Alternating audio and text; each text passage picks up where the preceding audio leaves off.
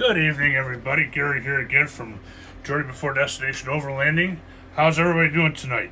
I want to do some catching up here on the trailer model build for the actual trailer. It's going to be, it's actually going to be built here. As you can see, it looks a little different than last time. All the colored pins are out of it. I have these pins in. It's considerably shorter by about that much. It used to be about that tall. Now it's down here. I have made some changes in the bottom, which you probably can't see too well, but I've gone from the standard 2x2s, which are these small boards right here, to the 2x4s along the bottoms here. When I realized that I had to have some support along the edge of the walls here in order to put the floors in along the edge. So I added that to it. I've shortened it. I have reinforced up in here and actually made this as an angle up here, so that's good for that. And I have added the 2x4 here as a vertical support, and the same thing on the other side here as a vertical support rather than the 2x2s. And I'm about to add 2x4s on here and here, and another one back here, so that I get the floor support on there. And I also got this really cool thing here, which is actually a model gas tank for a model airplane, but it just so happens that it's exactly the right size for the water tank. So I can actually simulate having the water tank in there, how I'm going to hold it in, and so forth.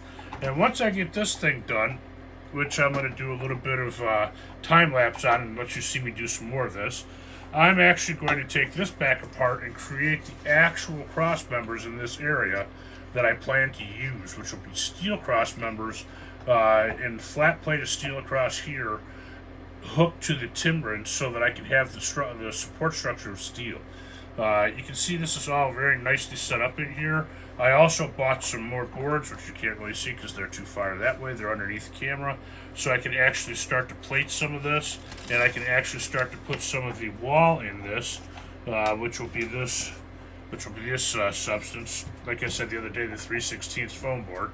I'll actually start to foam some of the walls in and foam in all this, and I can put the roof on and so forth. So I can make some substantial progress here. I can still remove this and set it back out, but I'm not going to until I get this all set up. So I'm going to go over to time lapse here momentarily, and then we'll talk more afterwards. So I'll see you when I'm done with time lapse.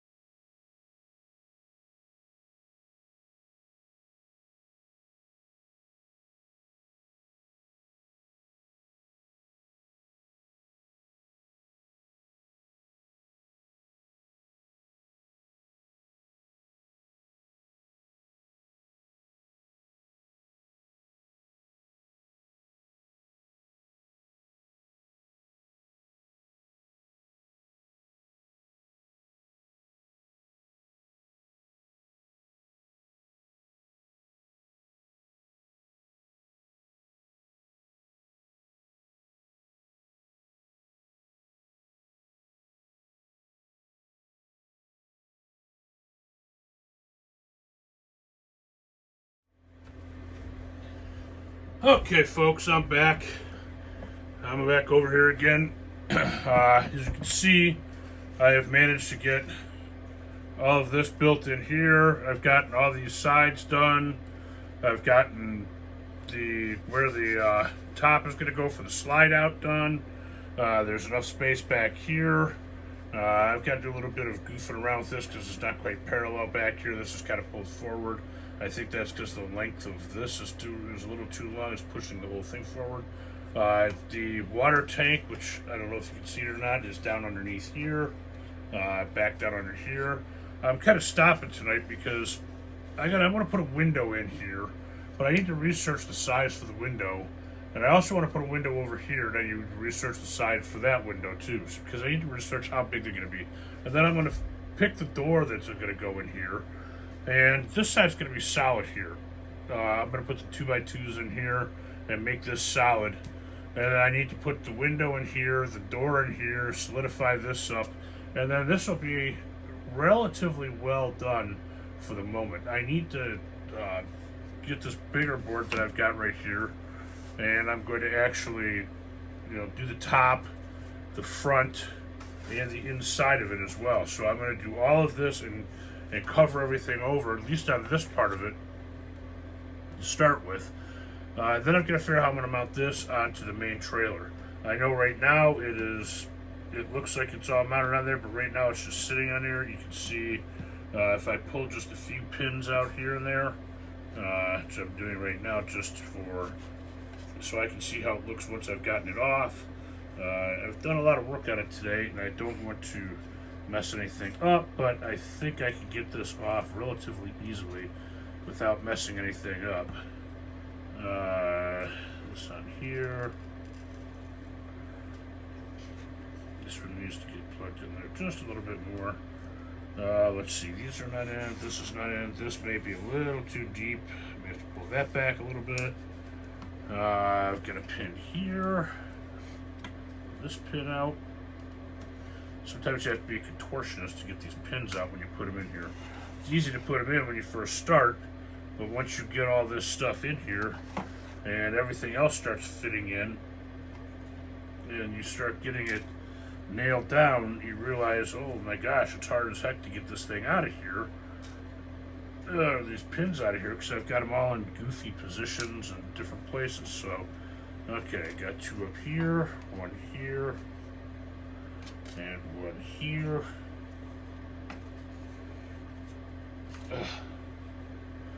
Is the back loose?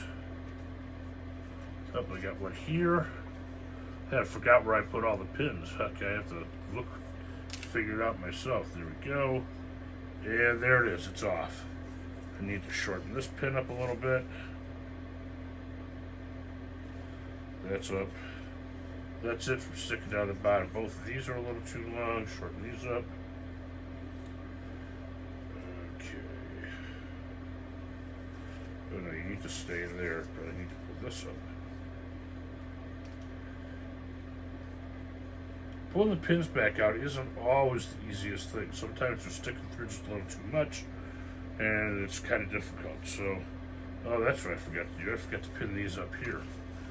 Okay, so I've got a little more pinning to do here, which you can watch here in just a second and see. I need to pin this through here, so this is attached to this. Right to the middle. This one's hard to push through, huh? Go figure. There it goes. Got it. Took some effort, but I got it. Put one down at an angle to keep it in tight.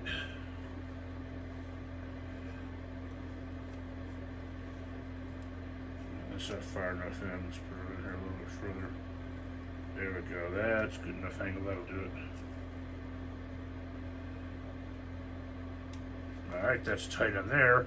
I need to do the same thing on the other side since I forgot to do it over here as well. So these are the things that when you start taking your models and you actually start taking them and using them as they should be used, or taking them out and looking at them the way that they should be set in, be able to be constructed. You find these things, you forgot to pin this or you forgot to pin that, just little things that make it a real challenge to make sure everything is absolutely right and not going to move, and it's not going to get totally out of square. I mean, this thing isn't perfectly square. I didn't take a lot of time and square it all up. I just was after getting it as close to being done as I possibly could, so that I could show you some work tonight, and I could start looking at things like, to this pin I put in here went on too much of an upward angle, and now I've got to put another hole in here, a bit lower and hopefully a little bit straighter. There, it went in that time. Okay, now if I lift it up, it stays together much better.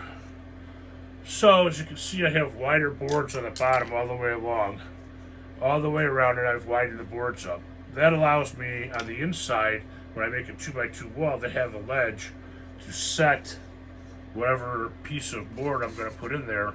It will actually sit in there and go up into the corners like so, and overlap enough that I can actually that fits almost perfectly for halfway across, but it overlaps so that I don't have it won't fall down, and I've got support of the outside edges. So that's why I did that. Does it make it stronger? Yeah, probably quite a bit. But it also makes it so that you've got the edges there, and something to support it by. So I'm going to sit down tonight, do some research, and I'm going to spend some time trying to figure out exactly what size windows I want to put in here. I'm going to go on my window manufacturer that I found that I like very much, and I'm going to, from there, pick the window that I actually want to use, and I will pick a size, and then I will make the model to that size so that I know that it is accurate and will work. That I like the way that sits in there. That has support all the way around 360 degrees. That's perfect. And I can put 4 inches of insulation on this bottom. If I pick this up, I can put 4 inches of insulation down here, set this on top, and I can put 2 more on the floor. So I can have 6 inches of insulation on there, which is going to give me somewhere in the realm of an R15 rating on the floor. I'm going to offer this later for people who have heavier vehicles with heated floors. You'll be able to actually put either electric or water heated floor system through here. Probably electric just because it's easier. We'll have to add some solar and some battery in order to run that, but we'll add that to this later on. This is going to have lots of solar, lots of battery. It's going to be great for long-term off-road, off-grid situations.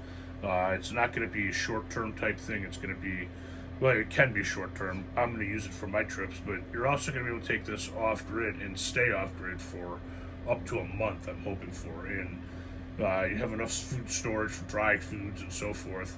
We're going to have the main refrigerator back here. I'm thinking about putting a secondary freezer up in front.